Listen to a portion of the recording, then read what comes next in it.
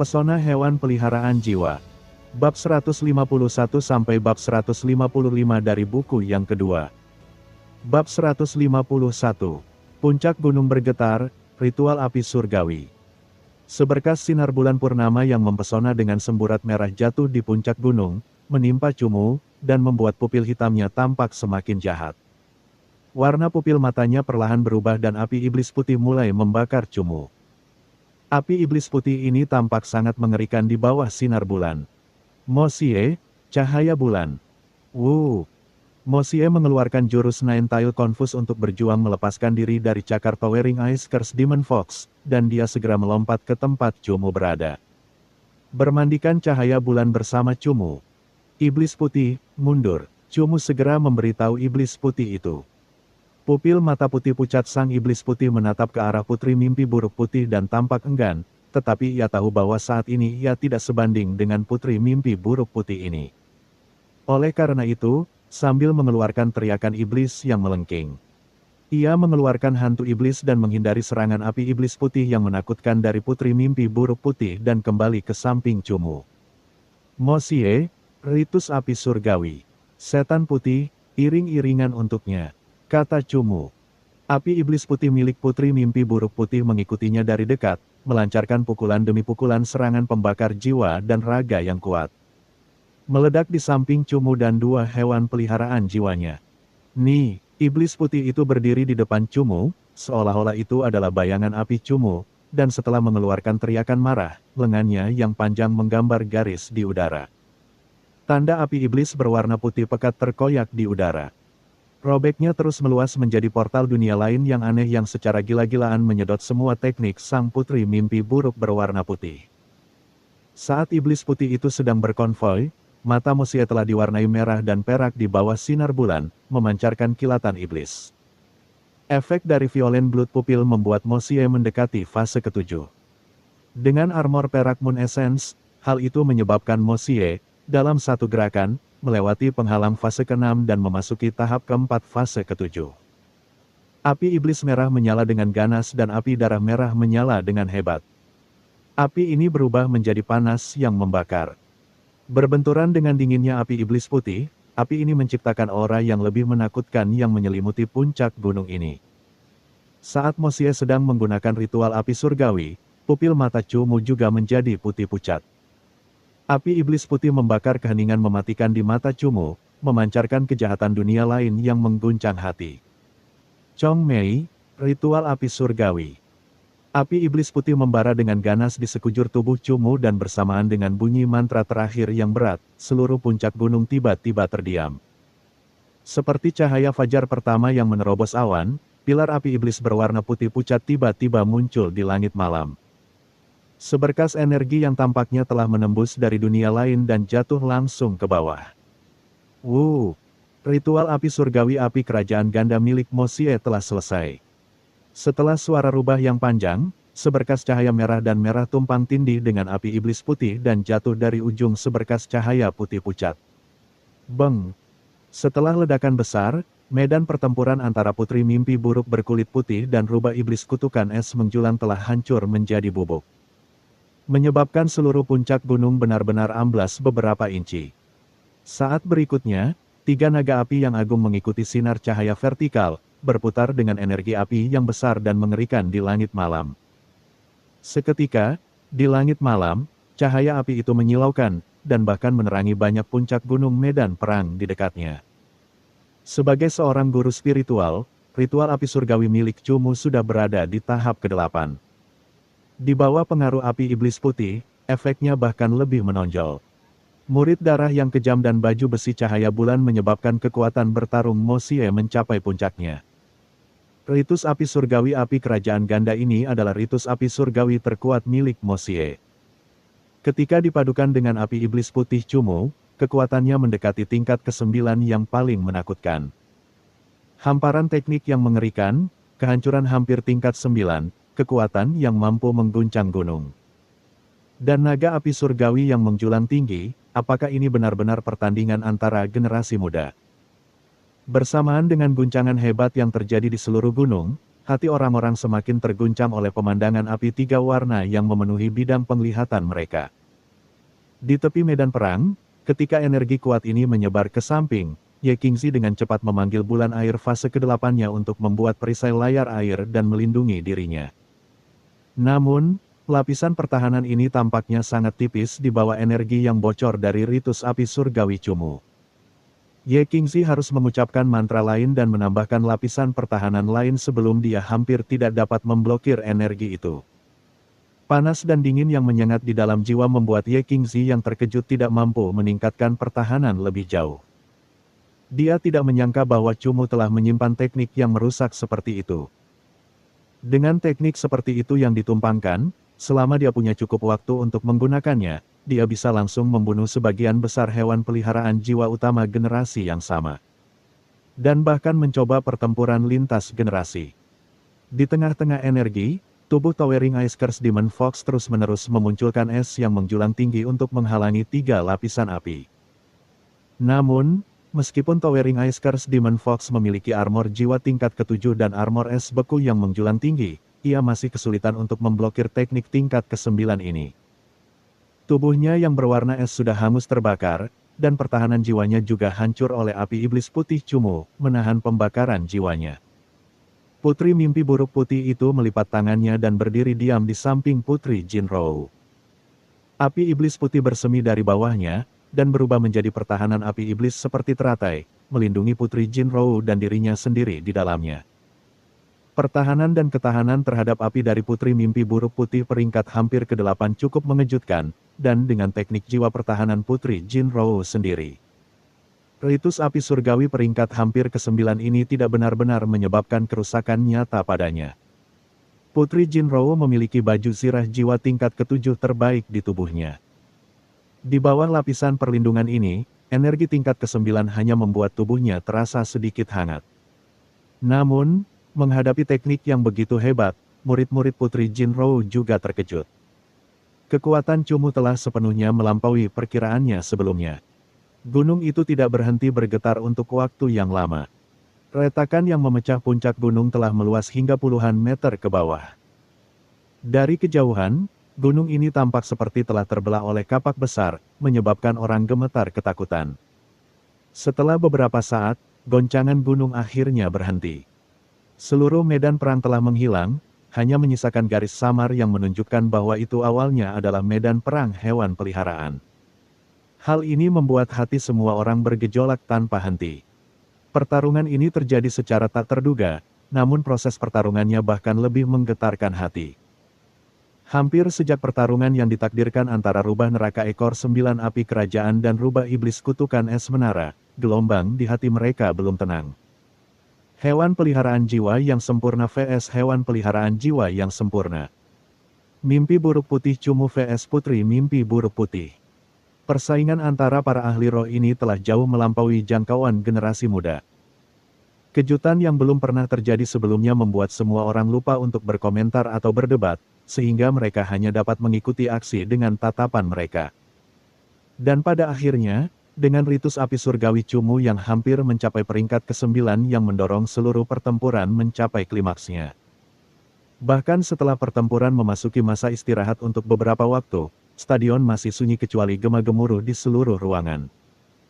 Bunga teratai pertahanan api perlahan-lahan ditarik kembali, dan Putri Jinrou muncul kembali perlahan-lahan bersama Putri Mimpi Buruknya yang berwarna putih. Kerudungnya sedikit berkibar, matanya yang indah tampak sedikit apatis. Putri Jinrou tidak membuat Putri Mimpi Buruknya yang putih itu terus menyerang, tetapi malah berjalan perlahan ke arah rubah iblis kutukan es yang menjulang tinggi yang tergeletak tidak jauh darinya. Mantra teknik jiwa perlahan dimulai, dan air mata air jernih membentuk pita-pita yang secara cerdas melilit rubah iblis kutukan es menjulang. Menghilangkan api yang membakar baik di tubuh maupun jiwanya dan mulai menyembuhkannya. Rubah iblis kutukan es yang menjulang mengeluarkan gumaman. Ketika ia menerima penyembuhan dari sang putri, ia perlahan menyusut kembali menjadi rubah es kecil yang cantik dan mungil. Dan ia melompat ke pelukan Putri Jinrou seolah-olah ia adalah anak yang terluka. Putri Jinrou memeluk rubah es kecil ini dan menatap ke arah Cumu, perlahan melangkah ke arahnya. Putri mimpi buruk putih itu bagaikan pelindung bayangan iblis. Tangannya memegang api iblis putih yang mengikutinya dengan acuh tak acuh dan bangga. Jie Jie. Melihat Putri Jinrou dan Putri mimpi buruk putih berjalan mendekat, iblis putih itu membuka mulutnya dengan senyuman aneh yang menyeramkan. Api ganda kerajaan di tubuh Mo Xie juga perlahan meredup, dan tubuhnya dengan cepat menyusut menjadi penampilan memilukan dari ekor 9 kecil. Dia melompat ke bahu Cumu, dan mengarahkan mata peraknya ke Putri Jinrou yang mendekat. Cumu berdiri di tempat, dan melihat sang putri berjalan perlahan, tetapi dia tidak tahu apa yang diinginkan sang putri, jadi dia hanya berdiri di sana dan memperhatikannya. Mengenai mengapa Putri Jinrou menghentikan pertempuran, Cumu sebenarnya bisa menebak alasannya. Rubah iblis kutukan es menjulang milik Putri Jinrou telah terluka oleh ritus api surgawi miliknya. Jika dia tidak menggunakan teknik penyembuhan, kekuatan bertarungnya akan turun drastis. Dalam situasi ini, selama Cumu menyuruh Mo Xie menduduki Putri mimpi buruk putih dengan kecepatannya yang unggul dan memberi waktu kepada iblis putih untuk menyerap kebencian, Cumu akan berada di pihak yang unggul dalam pertempuran antara dua raja. Namun, jika Putri Jinrou ingin mengubah situasi ini, dia harus menggunakan teknik jiwa yang lebih kuat atau memanggil hewan peliharaan jiwa utama ketiga. Putri Jinrou tentu saja akan memanggil hewan peliharaan jiwa utama ketiga. Namun, saat hewan peliharaan jiwa utama ketiga muncul, itu artinya Cumu tidak jauh dari kekalahan karena Cumu tidak benar-benar memiliki hewan peliharaan jiwa yang benar-benar dapat menandingi hewan peliharaan jiwa ketiganya. Night Thunder Dream Beast tingkat tertinggi milik Cumu baru berada di tahap pertama fase ke-7. Meskipun sudah diperkuat, kekuatan bertarungnya jelas tidak dapat menandingi Soul Pet ketiga milik Putri Jinrou. Kekalahan hanya masalah waktu. Selain itu, karena Cumu kehilangan satu jiwa, bahkan jika binatang mimpi guntur malamnya dapat bertarung dengan hewan peliharaan jiwa ketiga milik Putri Jinrou. Saat Putri Jinrou memanggil hewan peliharaan jiwa keempatnya, Cumu tetap hanya dapat bertarung dengan 3 hewan peliharaan. Cumu ditakdirkan untuk kalah dalam pertandingan ini, dan Cumu sudah memiliki persiapan mental itu. Jika mereka harus terus bertarung, Cumu hanya bisa memasuki kondisi setengah iblis. Namun, bahkan jika dia menyerah, Cumu tidak akan menggunakan wujud setengah iblisnya lagi. Pertama, ini bukanlah pertarungan hidup dan mati. Kedua, jiwa Cumu masih dalam keadaan abnormal. Jika dia menggunakan wujud setengah iblisnya lagi, siapa yang tahu fenomena aneh apa yang akan terjadi. Ini menimbulkan risiko besar bagi hidupnya. Bab 152, Sang Putri mengambil masalah ke dalam hati. Kekuatanmu meningkat sangat cepat. Aku ingat, 4 tahun lalu, kamu masih seorang pemula di D itu yang dengan giat mengolah teknik jiwa tingkat rendah. Pupil mata Putri Jinrou menatap Cumu dan dia menggunakan nada lembut untuk berbicara kepada Cumu. Mehem, Cumu menganggukkan kepalanya dengan acuh tak acuh. 4 tahun lalu, Cumu hanya bisa menatap putri ini, 4 tahun kemudian, dia akhirnya terlibat dalam pertarungan dengannya di medan perang yang sama. Meskipun itu hanya kendali ganda, itu sudah berarti bahwa hari di mana dia melampauinya sudah dekat. Tentang Mo Xie, aku akan terus membantumu menjaga rahasiamu. Xia Guanghan telah menghilang tanpa jejak, dan dia tidak akan muncul setidaknya selama 2 tahun. Bahkan jika dia muncul, aku dapat memastikan bahwa kamu tidak akan menderita penganiayaannya, kata Putri Jinrou. Lalu, Cumu yakin bahwa Putri Jinrou ini memiliki hati yang murni. Hal ini dapat dilihat dari emosi yang terungkap di matanya saat dia memeluk rubah es kecil dan juga Mo Xie. Namun, Cumu dapat yakin bahwa dengan statusnya sebagai seorang putri, dia harus terus mengejar ketenaran dan kepentingan. Jika dia akan merahasiakannya, pasti ada syaratnya. Teruslah menjadi pengawalku. Aku akan membantumu berpartisipasi dalam pertarungan di bawah langit. Jika kau berhasil, posisimu di istana mimpi buruk akan lebih tinggi dari Xia Guanghan. Mengenai masalah malam itu, aku bisa melupakannya, kata Putri Jinrou. Cumu tertegun, tidak menyangka Putri Jinrou akan mengucapkan kata-kata ini. Undangan dari putri yang sangat cantik ini harus dikatakan sebagai sesuatu yang didambakan oleh setiap ahli muda dalam mimpinya. Lagi pula, Siapa yang tidak akan merasakan sesuatu untuk wanita cantik dan kuat ini? Terlebih lagi, siapa yang tidak ingin menjadi pengawalnya, menemaninya dan menjelajahi tanah di bawah langit bersamanya? Hampir semua orang mensubscribe channel Novel Donghua dan tahu bahwa setiap pemuda yang menjadi pengawal sang putri dilatih untuk menjadi jenderal yang kuat. Dan mereka akan menjadi pesaing yang berlaga dalam pertarungan di bawah langit. Selama dia mendapatkan persetujuan sang putri, dia pasti akan menjadi terkenal, sesuatu yang tidak dapat ditandingi oleh kehormatan apapun yang dapat diperoleh dari kerajaan barat yang kecil ini. Terlebih lagi, selama ini, selalu ada ahli muda yang mengasah otaknya untuk masuk ke dalam jajaran pengawal sang putri. Kemudian, setelah melalui berbagai tahap kompetisi, akan dipilih beberapa orang terakhir, dan mereka adalah para ahli yang datang dari berbagai kerajaan. Hanya ada 2 ahli muda yang diundang secara pribadi oleh sang putri. Kedua orang ini sudah memiliki reputasi yang dikenal luas. Di seluruh dunia hewan peliharaan jiwa, mereka dapat dikatakan sebagai orang-orang yang penuh dengan legenda. Saat ini, Cumu kebetulan mendapat kehormatan sebagai orang ketiga yang diundang Putri Jinrou. Ini adalah persetujuan yang dapat menempatkan posisi Cumu di antara jajaran puncak. Bagaimanapun, mampu menemani Putri Istana Mimpi Buruk pasti berarti dia adalah raksasa di antara manusia. Cumu berdiri diam di sana, tatapannya agak heran saat dia menatap sang putri. Di matanya, Cumu bisa membaca sedikit ketulusan dan penghargaan. Pada saat yang sama, ada perasaan rumit yang bercampur aduk padanya. Namun, yang dirasakan Cumu bukan hanya kehormatan dari penghargaan sang putri, ada juga emosi yang aneh. Sebagai seorang putri yang murni dan mulia, dia mampu mengabaikan permusuhan yang telah berlalu dan mengundang pria yang menculiknya dan mencemoohnya kembali ke dalam barisannya.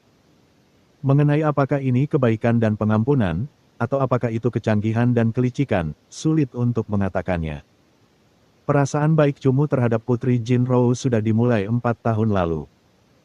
Kecantikannya, kesedihannya, keanggunannya, dan kebaikannya, mungkin ini hanya puncak gunung es yang dilihat Cumu dari sang putri.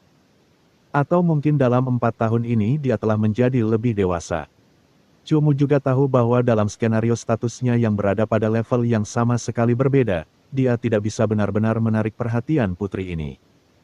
Dia juga tidak akan bisa membuat sang putri menunjukkan penghargaan padanya.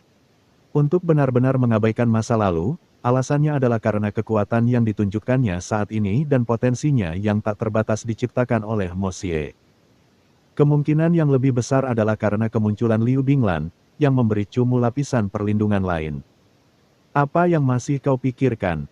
Kau bisa ceritakan padaku. Aku akan berusaha sebaik mungkin untuk memuaskanmu. Putri Jinrou melihat bahwa Cumu ragu-ragu, dan merasa bahwa dia mungkin tergoda. Segera, dia tersenyum tipis dan berbicara kepadanya.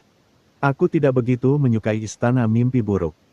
Hanya ada satu hal yang membuatku merasa tertarik. Cumu menenangkan emosinya dan menghadap Putri Jinrou sambil berbicara perlahan. Selama kamu bersedia masuk ke dalam jajaranku, aku akan berusaha sekuat tenaga untuk memberikan barang ini kepadamu. Putri Jinrou bahkan tidak mempertanyakan apa yang diminati Cumu. Mungkin dengan status dan kedudukannya, tidak ada apapun di Istana Mimpi Buruk yang tidak bisa dimilikinya. Kamu, kata Cumu. Aku, Putri Jinrou sedikit terkejut. Ya, Cumu mengangguk. Putri Jinrou sungguh tidak pernah menyangka Cumu bersikap begitu lugas, dan matanya mulai menjelajah. Aku hanya bisa mengatakan bahwa jika kau bergabung denganku dan melangkah selangkah demi selangkah menuju puncak otoritas dan kekuasaan, kemungkinannya akan sedikit lebih besar. Putri Jinrou berkata dengan sangat hati-hati. Kalau begitu, Cumu sangat menghargai kebaikan hati sang putri. Ucap Cumu dengan acuh tak acuh. Kau tidak mau. Putri Jinrou mengernyitkan alisnya. Kedua pupil matanya tidak lagi menghindari Cumu, dan sekarang menatapnya. Ya, temperamenku memang santai. Aku suka kebebasan, kata Cumu. Lalu, seberapa penting pertanyaanmu tadi? Nada bicara Putri Jinrou menjadi agak dingin. Bukan itu maksudku. Aku hanya mengungkapkan rasa cintaku, kata Cumu. Ini adalah pertama kalinya Putri Jinrou melihat seseorang meremehkan ketertarikan cintanya. Seolah-olah dia membicarakannya dengan santai. Namun, Putri Jinro juga tahu bahwa dengan karakter Cumu, dia tentu saja tidak akan menggunakan metode ini untuk mengejeknya. Kalau begitu, sekarang aku bisa mengerti, menyukai dan memiliki adalah dua hal yang berbeda. Kau hanya menyukai, dan tidak ingin memiliki. Kata-kata Putri Jinro sangat tajam, dan dia dengan mudah dan tenang mengungkapkan pikiran dalam hati Cumu. Cumu menganggukkan kepalanya. Putri Jinro berdiri terlalu tinggi. Bahkan jika dia sengaja tidak mengusirnya sejauh 1000 mil, kata-kata dan tindakannya tanpa terasa mendorongnya menjauh.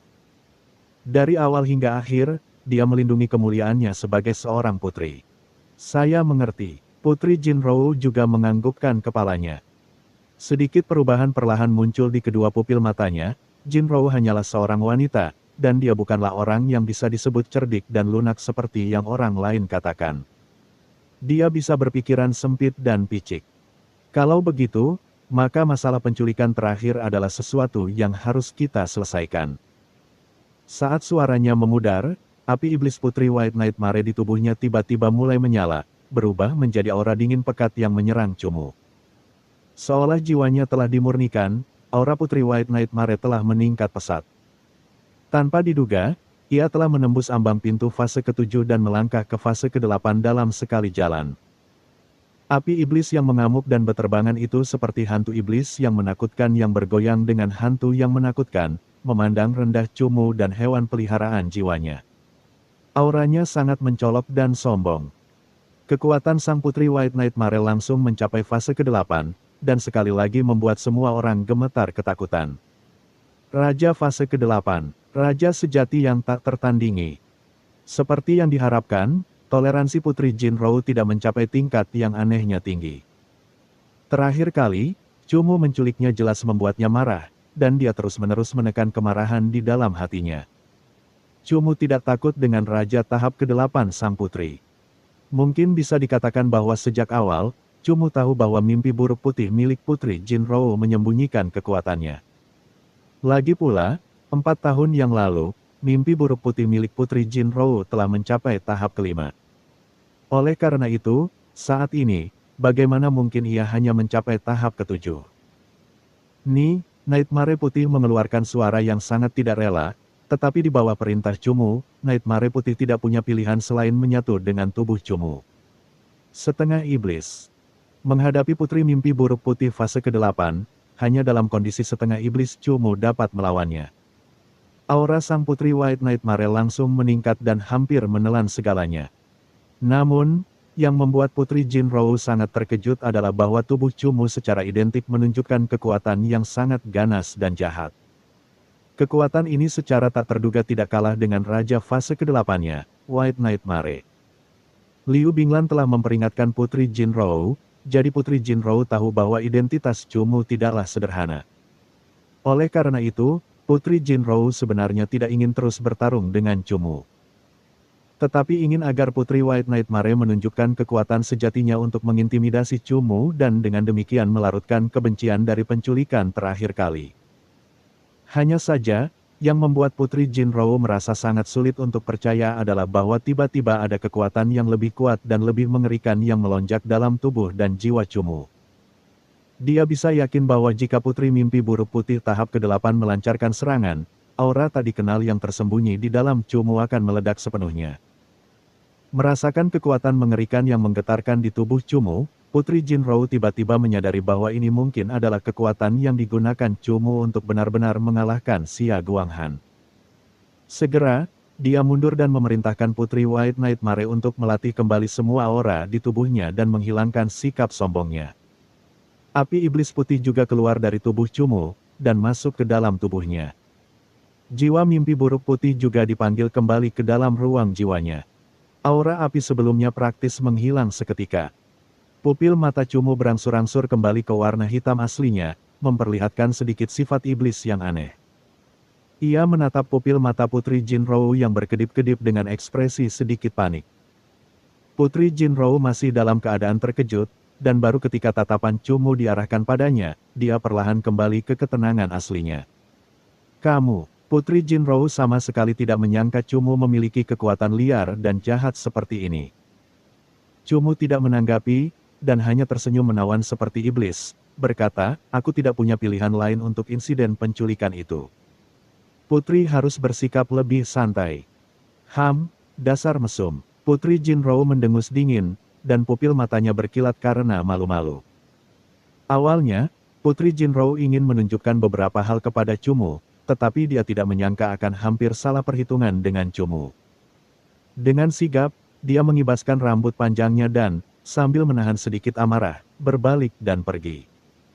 Putri Jinrou saat ini tidak memiliki cara untuk merebut Cumu. Dengan keberadaan Liu Binglan, bahkan jika dia ingin menyentuh Cumu, dia tetap harus mempertimbangkan martabat Liu Binglan. Selain itu, selama pertarungan dengan Cumu, jelas bahwa dia masih memiliki kekuatan yang lebih besar. Dia tetap tidak bisa membuat Cumu babak belur dan kelelahan setelah mengalahkannya, sebaliknya, undangannya ditolak, dan itu berakhir dengan rasa malu. Seperti yang dikatakan Putri Jinrou sendiri, dia hanyalah seorang wanita berbaju besi. Ketika Cumu menculiknya, dia langsung memeluk dan menyentuh bagian-bagian tertentu. Bagi seorang putri yang sebening es dan sebersih batu giok, hal ini sangat sulit untuk ditoleransi. Ditambah lagi dengan kejadian hari ini, bagaimana mungkin dia tidak menganggap serius masalah ini. Bab 153, Bencana Serangga, Kehancuran yang Berhibernasi bagian 1. Melihat Putri Jinrou pergi, Cumu mengangkat sudut bibirnya, tetapi tidak mengatakan apa-apa. Dia menatap Ye Qingzi yang berdiri tidak jauh, dan dia perlahan berjalan ke arahnya. Ye Qingzi tetap berdiri di sana, tetapi tatapannya saat ini tidak tertuju pada Cumu. Sebaliknya, mereka terpaku pada lapisan awan hitam yang semakin dekat. Apa yang terjadi? Cumu berjalan di samping Ye Qingzi dan bertanya dengan penuh tanya. Kemudian, dia mengalihkan pandangannya. Ye Qingzi mengulurkan jarinya dan menunjuk ke arah datangnya kegelapan dari serangan awan hitam dan bertanya, apakah kamu merasakan aura abnormal? Aura abnormal. Cumu mengeluarkan ekspresi ragu dan segera mengalihkan pandangannya ke Cakrawala. Awan hitam tadinya berada di Cakrawala, tetapi sekarang telah muncul di udara. Awan hitam ini jelas terlihat terbang dari kejauhan. Awan hitam ini sangat aneh dan sebelumnya Cumu merasa seolah-olah ada sekelompok besar hewan peliharaan bersayap yang terbang di sini. Namun, saat awan hitam itu mendekat, Cumu perlahan-lahan menunjukkan ekspresi ngeri. Awan hitam itu pada dasarnya tidak seperti hewan peliharaan bersayap yang terbang berkelompok. Sebaliknya, itu seperti sekelompok besar makhluk seperti serangga dengan sayap yang menyapu aura iblis yang sangat deras yang secara mengerikan membawa semuanya pergi saat datang. Ketika Cumu menyadari langit telah berubah, tatapan kepala keluarga Chu Agung, Chu Lieming, telah terfokus ke Cakrawala. Ekspresinya sangat serius. Perlahan, semakin banyak orang menyadari fenomena aneh ini. Semua orang menoleh ke belakang dan menatap ke arah tirai kegelapan. Mereka tampak sangat terkejut melihat sekelompok besar hewan peliharaan berjenis serangga dan bersayap yang mendekati mereka. Ini adalah penglihatan Pak Tuatu begitu dalam dan wajahnya yang penuh kerutan tampak terhimpit saat dia mengeluarkan ekspresi agak tidak percaya. Begitu banyak hewan peliharaan jiwa. Aura yang mengerikan. Angin iblis yang kejam itu bagaikan tangan iblis yang menyelimuti langit, berkibar menembus angkasa malam yang luas, dan perlahan-lahan meluas ke arah Gunung Chu. Meskipun kelompok besar hewan peliharaan jiwa itu masih memiliki jarak sebelum Gunung Chu, menyaksikan pemandangan mengerikan ini menyerang mereka secara langsung. Orang-orang sudah mulai gemetar ketakutan. Daerah awan hitam itu sangat mengerikan. Bintang dan cahaya bulan telah ditelan, dan semua yang telah tertutupi kini berubah menjadi kegelapan yang pekat. Seolah-olah semuanya telah hancur, puncak gunung dan jajaran gunung, bumi dan sungai, begitu awan hitam menyapu mereka, mereka sama sekali tidak ada. Putri Jinrou baru saja berjalan ke tempat duduk utama ketika langkahnya juga terhenti. Dia mengangkat kepalanya dan menatap pemandangan mengerikan yang perlahan menjadi jelas. Dia juga tidak dapat mempertahankan ketenangan dan kesejukannya sebelumnya. Putri Jinrou, cepatlah ikut aku ke tempat yang aman. Pada saat ini, Chu Liang membuka mulutnya.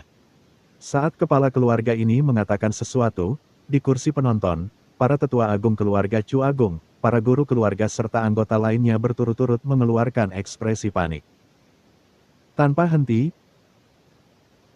henti, orang-orang akan memanggil hewan peliharaan jiwa mereka dan terbang menuju puncak utama Gunung Chu. Ekspresi panik perlahan terdengar, menyebabkan medan perang menjadi berisik dan kacau. Semua murid keluarga Chu Agung tampaknya telah meramalkan sesuatu yang akan terjadi, dan dengan sangat ketakutan berlari ke sisi guru mereka.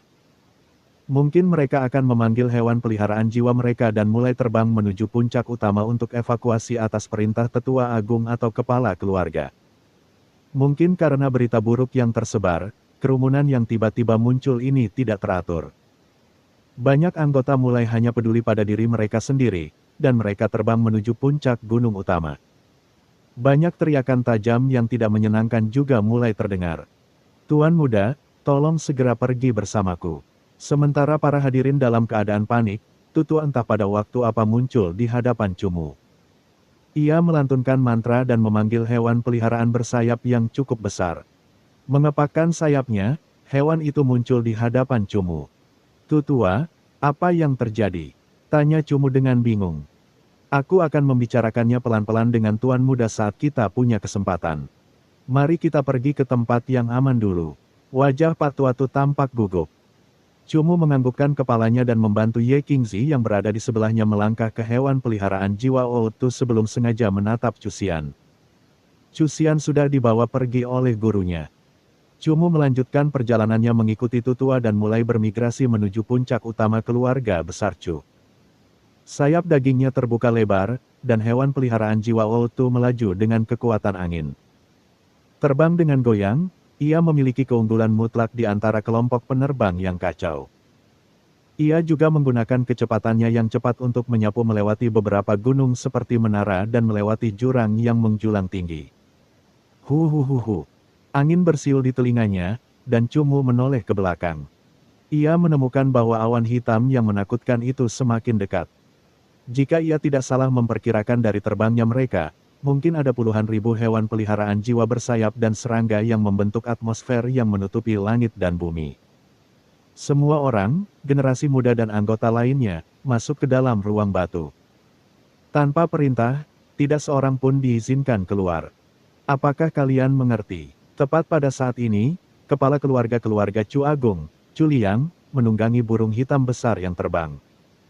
Menggunakan ingatan jiwanya untuk berbicara dengan keras kepada orang-orang yang berhamburan. Suaranya sangat kuat, dan hampir menyapu seluruh gunung Chu. Di sekitarnya, tak henti-hentinya ada pelatih hewan peliharaan jiwa keluarga Chu Agung lainnya yang mengendarai hewan peliharaan jiwa mereka di udara, dengan cemas. Dari ekspresi di wajah mereka, tampaknya ada suatu kekuatan dahsyat yang akan melanda seluruh keluarga Chu Agung. Melihat ekspresi gugup dan panik semua orang, Cumu terdiam kaget. Dia berbalik sekali lagi untuk melihat awan hitam yang menakutkan itu, dan tiba-tiba menyadari bahwa titik-titik hitam itu terbang sangat cepat menuju Gunung Chu. Serangan serangga setan surgawi. Terdengar teriakan ketakutan yang membuat orang lain gelisah. Segera setelah itu, di malam yang gelap di antara puncak gunung, terdengar suara burung yang sangat tajam, mereka tampak semakin takut dan ngeri di malam yang gelap dan gelisah ini. Ah! Teriakan aneh dan menyedihkan datang dari balik puncak gunung tertentu. Segera setelah itu, Cumu dapat melihat sekelompok titik hitam seperti tawon berkumpul dengan cepat di titik di balik puncak gunung itu. Sesaat kemudian, teriakan menyedihkan itu menghilang tanpa jejak. Satu-satunya yang tersisa tampaknya adalah makhluk-makhluk hitam yang masih belum puas itu. Mereka sekali lagi terbang kembali ke balik puncak gunung dan mengunci target lain. Itu. Ye Qingzi membuka mulut kecilnya karena terkejut. Pupil matanya yang indah dipenuhi sedikit rasa takut. Meskipun bagian belakang puncak gunung yang tidak terlalu jauh tidak dapat dilihat dengan jelas oleh Cumu, bau darah di sekitarnya memenuhi udara. Cumu mengerti apa maksud dari kumpulan makhluk hitam ini. Jangan khawatir, korps serangga iblis surgawi belum benar-benar menyerang. Dengan perlindunganku, tidak akan terjadi apa-apa padamu. Tutua segera berkata kepada Cumu dan Ye Qingzi. Cumu menganggukkan kepalanya dan menyapukan pandangannya ke sekeliling. Dengan cepat, Cumu menemukan beberapa titik hitam yang bergerak cepat di langit malam yang menabrak sayap yang bergerak sangat cepat. Hong! Tiba-tiba, sebuah nyala api yang indah meledak di langit, dan kekuatan tingkat ke-8 langsung menyebabkan goyangan yang nyata muncul di antara dua puncak gunung. Api dengan cepat membakar semua makhluk terbang itu, membakar tubuh mereka menjadi abu dan mereka jatuh dari langit ke kedalaman lembah yang tak terlihat. Saat teknik tipe api dilepaskan, saat terbang, berbagai suara gemuruh bergema tanpa henti di sekitar puncak gunung. Banyak teknik luar biasa yang berbeda meletus di antara puncak gunung dan berkedip dengan berbagai cahaya. Kelompok idiot ini, jangan bilang mereka tidak tahu kalau cahaya apapun bisa menarik makhluk-makhluk itu. Jangan bilang mereka ingin seluruh keluarga Chu Agung dihancurkan. Tutua sangat marah dan dia mengutuk. Segera setelah itu, dia menggunakan ingatan jiwa untuk membentuk suara dan berteriak pada pelatih hewan peliharaan jiwa di sekitarnya. Tidak mengizinkan mereka menggunakan teknik apapun yang akan menumpahkan cahaya. Weng weng weng. Suara-suara aneh di sekitarnya semakin keras, seperti banyak lalat dan nyamuk yang berdengung di dekat telinga. Namun, Cumu tahu bahwa makhluk-makhluk yang terbang dan berputar-putar di malam hari itu bukanlah serangga malam biasa. Sebaliknya, mereka adalah hewan peliharaan jiwa jenis serangga yang dikirim oleh Korps Serangga Iblis Surgawi. Ah! Teriakan menyedihkan terdengar dari aliran sungai gunung di dekatnya. Cumu dan Ye Qingzi langsung berbalik, dan mereka menemukan makhluk dengan 6 pasang sayap mencengkeram burung cian milik pelatih hewan peliharaan jiwa dengan kekuatannya yang luar biasa. Tanpa diduga, makhluk itu menyeret pelatih hewan peliharaan jiwa ini dari udara ke kedalaman aliran sungai gunung. Abaikan saja, itu adalah serangga iblis surgawi bersayap 6. Setidaknya itu adalah komandan fase ke-8. Orang itu tidak akan bisa bertahan hidup. Tutua menggunakan suara dingin untuk berbicara. Melihat makhluk bersayap 6 itu perlahan menghilang ke sungai pegunungan, hati Cumu sangat terkejut. Salah satu hewan peliharaan jiwa jenis serangga cabang yang terbang dari Korps Serangga Iblis Surgawi ternyata adalah komandan fase ke-8 yang kekuatan tempurnya sangat menakutkan. Hewan peliharaan jiwa Tutua terbang dengan sangat cepat.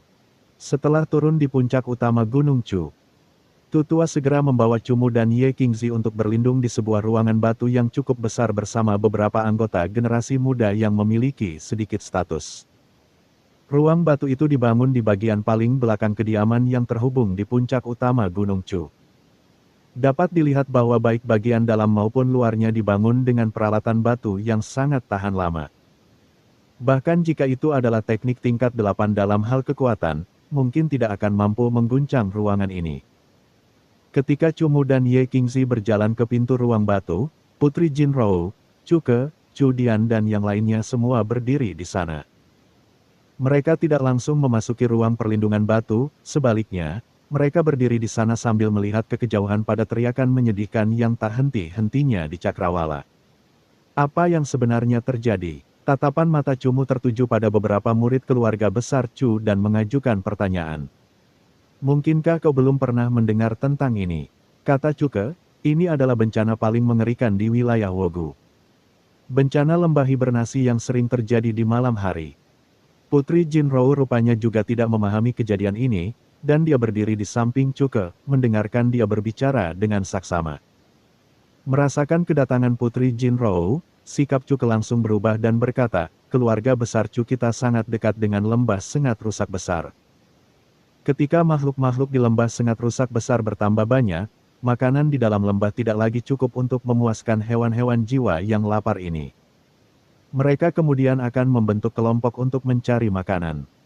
Fenomena ini disebut sebagai hibernating desolation oleh masyarakat wilayah Wogu kita.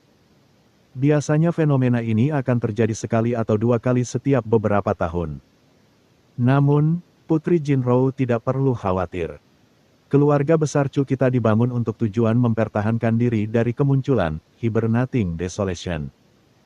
Selama kita dapat mengambil tindakan tepat waktu, jika kita bersembunyi selama beberapa hari, tidak akan ada dampak besar. Bab 154.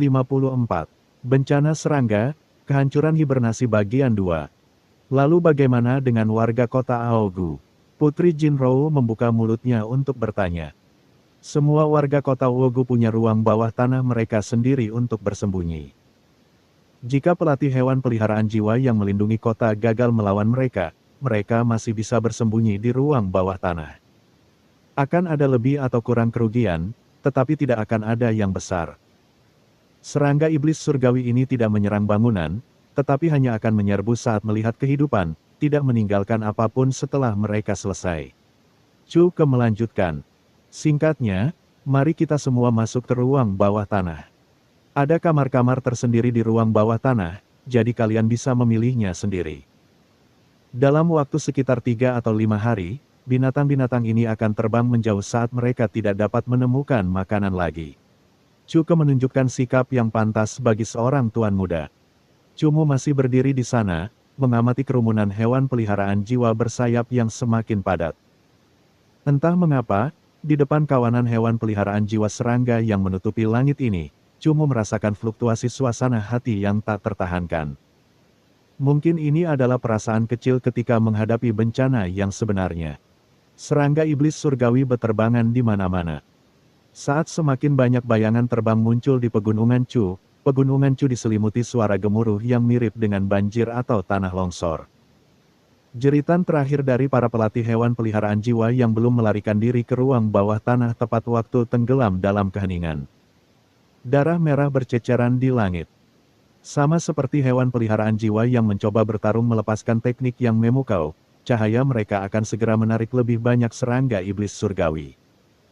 Saat mereka mengelilinginya, tidak peduli fase atau tahap apapun hewan peliharaan jiwa itu, mereka akan dimangsa oleh organisme lapar ini sampai tidak ada satu pun mayat yang tertinggal. Banyak pelatih hewan peliharaan jiwa yang mensubscribe channel Novel Donghua dan mendapat berita terlambat masih terbang di udara, mencoba melarikan diri.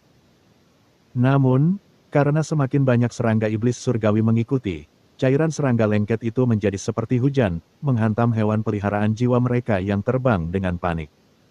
Menempelkan hewan peliharaan jiwa dan pelatih ke dinding gunung. Saat serangga iblis surgawi yang padat terbang lewat, orang dapat dengan jelas melihat hewan peliharaan jiwa dan tubuh pelatihnya terkoyak.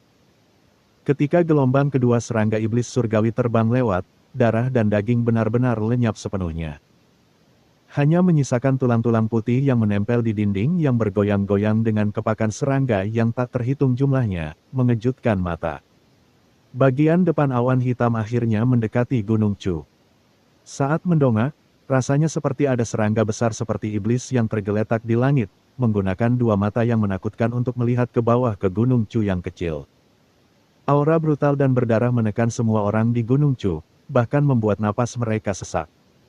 Ya Tuhan! Serangga iblis surgawi bersayap 8. Teriakan terdengar di dekat semua orang, dan mata semua orang segera mengikuti kemana orang itu menunjuk. 200 meter jauhnya, di atas sebuah pavilion, seekor binatang bersayap 8 yang mengerikan telah memanjat tanpa disadari. Kedua lengannya memegang erat atap pavilion, sementara 6 lengan lainnya mengeluarkan cairan lengket dan menjijikkan ke atap yang meluncur perlahan dari atap. 8 sayap daging yang kuat itu mengepak perlahan-lahan, namun mata merah yang tumbuh di dahinya terkunci pada sekelompok pemuda yang berdiri di pintu masuk ruang bawah tanah. Raja tingkat 9, cepat, semuanya masuk ke dalam.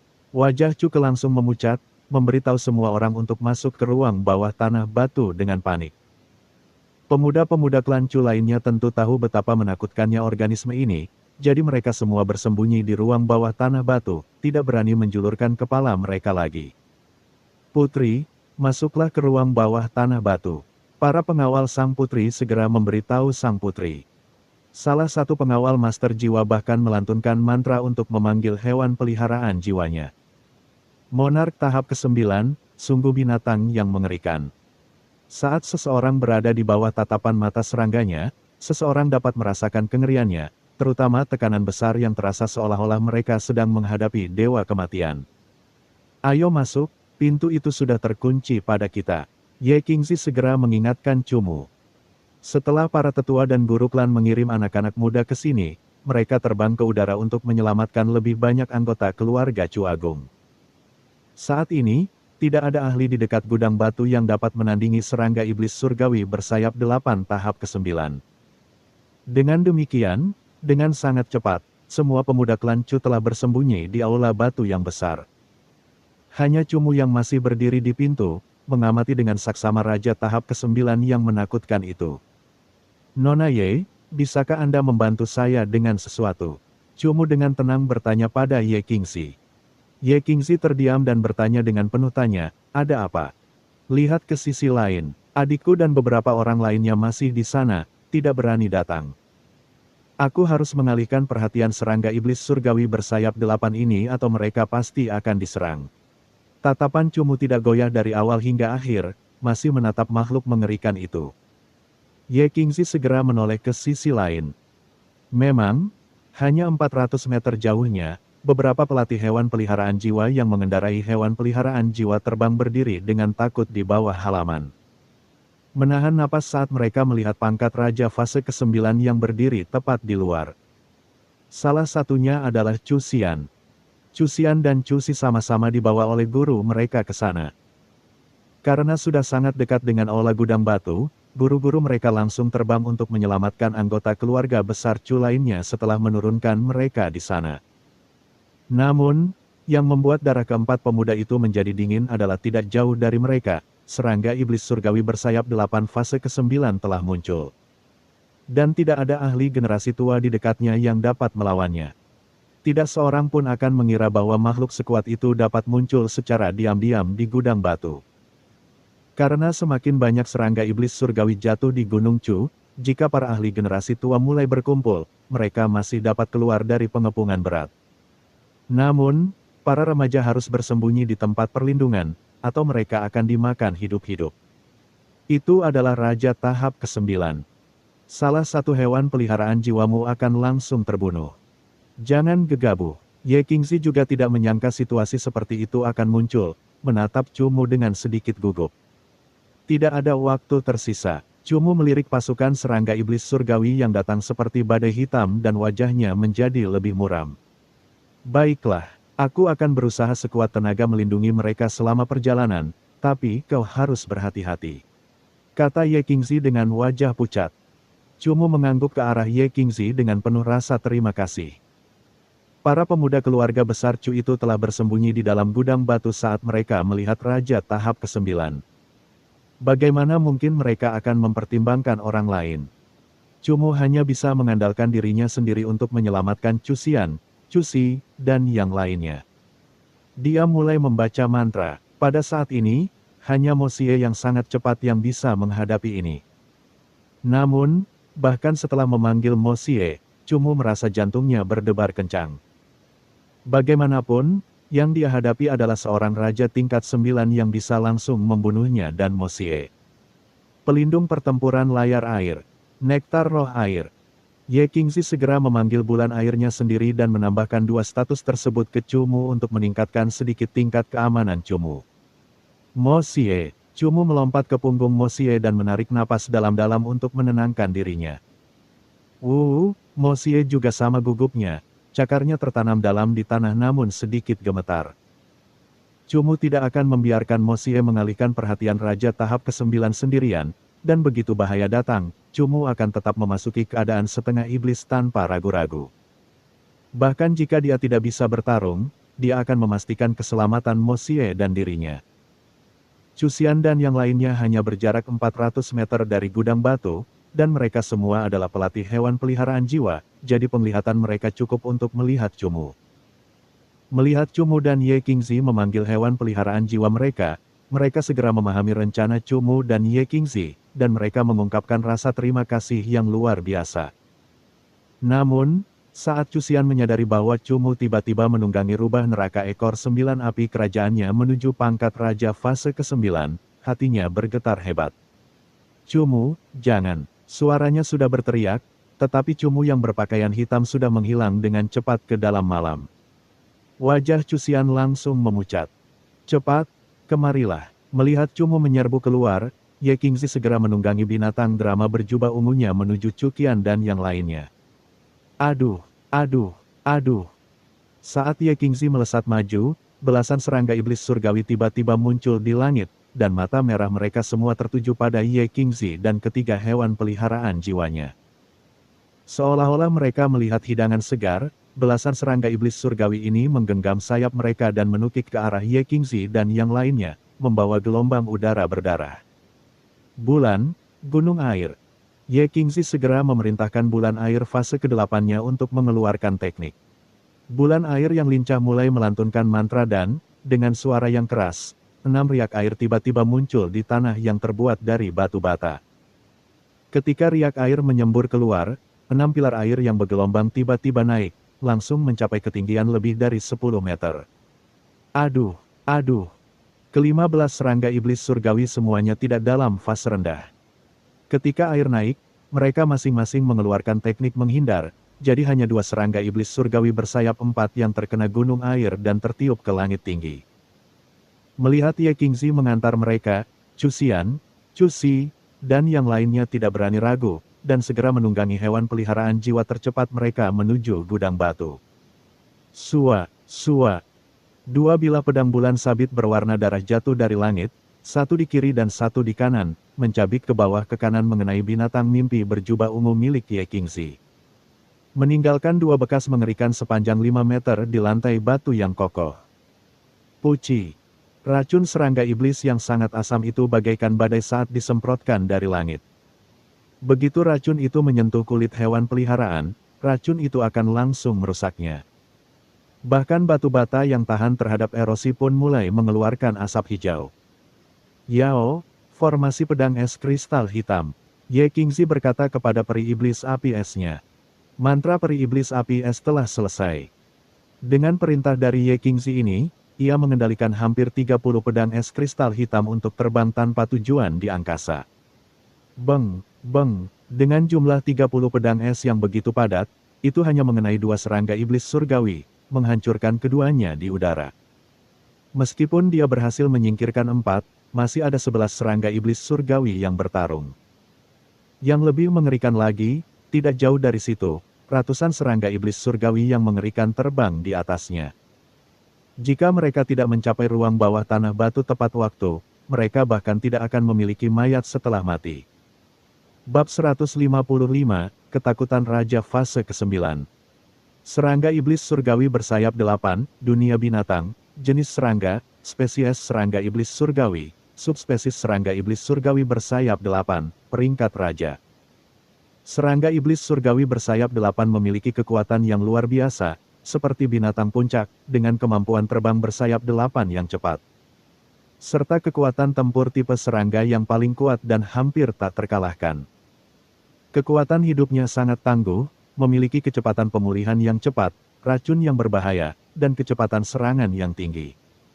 Serangga iblis surgawi adalah spesies besar di antara hewan peliharaan jiwa jenis serangga. Ia terdaftar sebagai salah satu spesies hewan peliharaan jiwa yang paling banyak berkembang biak, paling besar, dan paling kejam. Ia adalah tempat terakhir dari 5 jenis serangga tingkat bencana teratas. Jenis serangga tingkat bencana adalah serangga dengan kemampuan reproduksi tak terkendali yang dapat menciptakan fenomena serangan berskala besar yang mirip dengan hibernating desolation. Begitu bencana seperti itu muncul, seluruh penduduk kota bisa musnah. Bahkan, dalam sejarah, ada catatan tentang seluruh wilayah yang tidak memiliki sedikit pun kehidupan, menjadi hutan belantara yang mematikan. Serangga setan surgawi bersayap 2 berada di peringkat pelayan, sementara serangga setan surgawi bersayap 4 berada di peringkat prajurit. Dan serangga setan surgawi bersayap 6 berada di peringkat komandan. Serangga setan surgawi memiliki sistem yang sepenuhnya terorganisasi, dan bahkan dapat dikatakan, disiplin. Biasanya sangat sulit untuk menemukan serangga iblis surgawi yang menonjol, dan serangga iblis surgawi, dibandingkan dengan banyak hewan peliharaan jiwa dengan peringkat serupa lainnya. Memiliki beberapa kelemahan, jadi tidak umum. Sangat jarang pelatih hewan peliharaan jiwa akan menangkap serangga iblis surgawi sebagai hewan peliharaan jiwa tipe serangga atau hewan peliharaan jiwa tipe sayap. Tentu saja, jika seseorang dapat menangkap serangga iblis surgawi tingkat komandan atau raja, kekuatan bertarungnya juga akan sangat menakutkan. Sayangnya, hewan peliharaan jiwa tingkat seperti itu biasanya memiliki sekelompok besar serangga iblis surgawi lainnya. Jadi mereka jauh lebih sulit ditangkap daripada banyak raja yang sombong dan sendirian. Serangga iblis surgawi bersayap 8 yang harus dilawan Cumu sekarang adalah raja fase ke-9 yang sangat kuat. Pangkat raja yang matang seperti itu sama sekali tidak membutuhkan orang lain dari spesiesnya untuk mengikutinya, memilih untuk bergerak sendiri dengan mencolok. Bahkan dengan gegabah jatuh tepat di tengah pemukiman manusia, benar-benar menunjukkan sikap meremehkan segalanya. Aura organisme yang sangat kuat adalah sesuatu yang pernah dialami Cumu sebelumnya. Itu seperti perasaan tidak penting karena berdiri sendirian di tengah jurang, kecuali jurang itu adalah mulut menganga dari hewan peliharaan jiwa yang kuat. Seperti halnya hewan peliharaan jiwa misterius di pulau penjara, kekuatan tak tertandingi dari naga tersembunyi Empyrean Cian. Pergerakan dan kekuatan mental Kaisar Iblis Galaksi Biru yang tak terduga, atau sifat kuno dan spiritual hewan peliharaan jiwa cahaya bintang milik Liu Binglan. Dapat dikatakan bahwa, Raja fase ke-9 di hadapan Cumu masih beberapa tingkat lebih rendah dibandingkan dengan hewan peliharaan jiwa kuat yang pernah Cumu temui sebelumnya. Dan auranya tidak seluas langit seperti hewan peliharaan jiwa lainnya, tetapi Cumu belum pernah benar-benar berhadapan dengan hewan peliharaan jiwa kuat manapun sebelumnya. Kali ini, Cumu harus menggunakan kekuatannya sendiri untuk berhadapan dengan seorang pesilat tingkat Raja fase ke-9, jadi bohong kalau dikatakan jantungnya tidak berdebar tidak normal. Kecepatan Mo Xie hampir tak tertandingi oleh banyak anggota generasi muda, tetapi di hadapan Raja yang kuat ini, kecepatan Mo Xie jelas tidak cukup cepat. Cumu dapat dengan jelas merasakan tatapan makhluk itu terus-menerus mengikutinya dan Mo Xie. Bahkan, ia dapat melihat sedikit keceriaan yang menyiksa di mata makhluk kuat itu, seolah-olah ia telah menjadi mangsanya, dan makhluk itu hanya ingin mangsanya melompat-lompat sedikit lebih lama. Dengan tubuh yang dipenuhi api kerajaan dan keempat kakinya yang berlari, kemanapun dia pergi, Mo Xie meninggalkan jejak kaki yang menyala-nyala. Mo Xie dengan cepat melewati 100 meter dari serangga iblis surgawi bersayap 8 fase ke-9 ini. 9 ekornya yang glamor tiba-tiba menyapu keluar, menyapu 9 kipas api panas yang membara ke arah serangga iblis surgawi bersayap 8 fase ke-9. Raja fase ke-9 masih berbaring di atap pavilion, dan keempat pasang sayapnya yang besar masih mengepak perlahan, seolah menunggu api mencapainya. Akhirnya, serangga iblis surgawi bersayap 8 bergerak. 8 sayapnya yang besar tiba-tiba mengepak dengan ledakan energi, dan tubuhnya terbang sejajar dengan tanah. Itu benar-benar seperti anak panah hitam besar. Membawa awan aura serangga hitam, ia menembus api yang disapu Mo Xie, dan menerjang ke arah Mo Xie dan Cumu. Huhuhuhu. Api kerajaan terhempas kembali. Kipas api yang disapu Mo Xie keluar tidak memengaruhi benda itu sedikitpun. Dengan gelombang angin yang mengerikan, gelombang hitam besar melesat maju dan melahap seluruh wilayah bangunan itu. Api kerajaan yang menyilaukan menyala di tengah malam yang gelap gulita. Mo Xie, yang melesat dengan kecepatan penuh, berlari di bawah gelombang hitam yang mengejutkan itu seperti sebuah perahu yang terjebak dalam tsunami. Begitu terseret, ia akan dilahap oleh perut sang maut hitam. Wuh! Merasakan aura agung yang mengerikan di belakangnya, Mo Xie menjerit, dan tiba-tiba meningkatkan kecepatannya. Dia seperti sinar cahaya yang melesat melewati rumah-rumah kompleks Gunung Chu. Honglong honglong. Mendengar datangnya arus deras, Cumu berbalik dan dengan takut menemukan bahwa arus hitam itu bukanlah semacam kondensasi energi. Sebaliknya, arus itu sepenuhnya terdiri dari ribuan serangga terbang berwarna hitam. Setiap serangga terbang kecil itu seperti setan kecil yang lapar, dan kemanapun mereka lewat, bahkan tidak ada satupun genteng yang tersisa. Mo Xie, ekor api. Cumu melirik ekor panjang yang melayang di belakang Mo Xie. Dan dia langsung menemukan bahwa sudah ada banyak serangga terbang berwarna hitam yang menempel di ekornya dan mulai menggerogotinya dengan racun.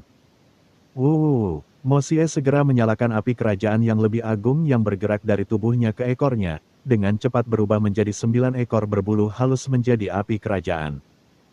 Serangga terbang hitam praktis tidak mempunyai pertahanan apapun, dan ketika dibakar dengan api, mereka segera berubah menjadi ketiadaan. Mo Xie, bingung ekor 9. Tiba-tiba, Cumu memberikan perintah yang sangat mendesak. Mo Xie tidak berani ragu sama sekali, dan 9 ekor apinya mulai berputar-putar. Mereka seperti 9 awan panjang yang melayang-layang, menyebabkan orang lain terpesona. Rupanya, saat Nine-Tail Confus terbang, sebuah tubuh berwarna hitam yang seperti baja terbang keluar dari kerumunan besar serangga hitam.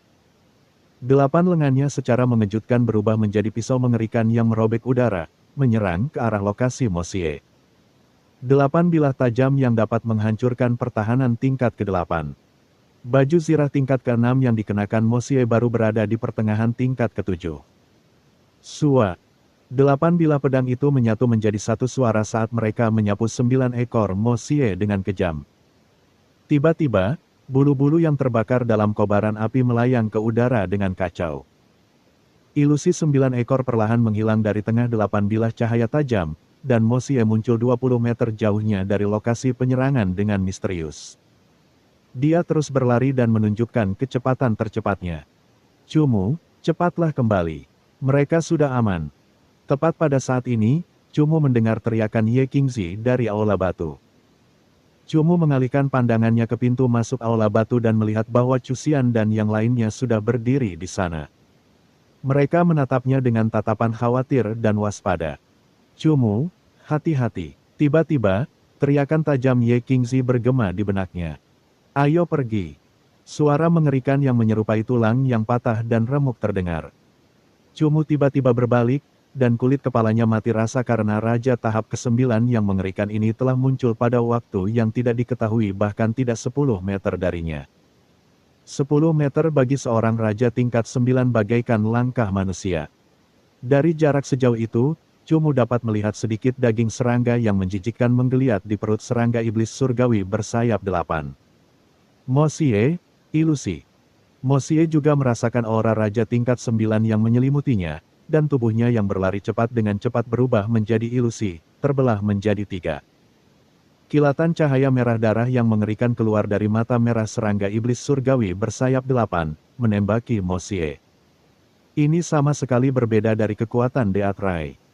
Ketika cahaya merah ini jatuh pada ilusi Mo Xie, tidak ada gelombang energi, dan ketika menyentuh tanah. Sebagian besar tanah dan dinding yang berdekatan tertutup sepenuhnya oleh cahaya merah ini sebelum mulai mencair. Beberapa detik kemudian, objek apapun dalam jarak 10 meter telah meleleh, menyebabkan munculnya ruang hitam setinggi sedikitnya 10 meter.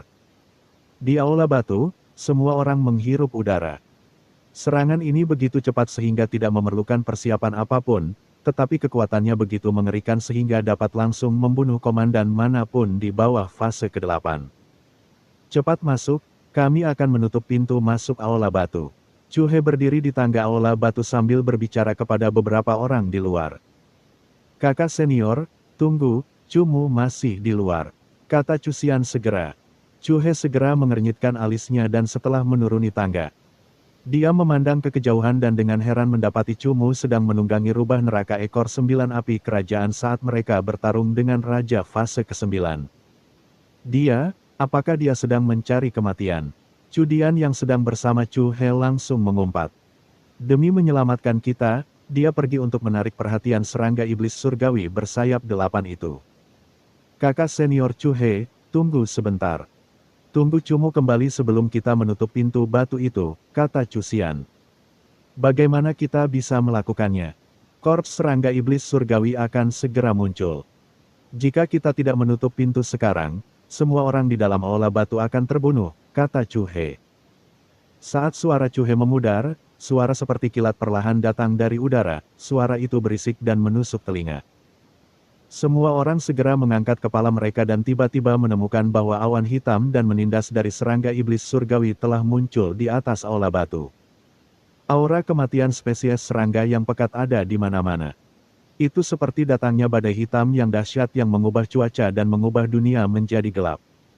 Semua murid dengarkan perintahku. Segera tutup pintu batu itu.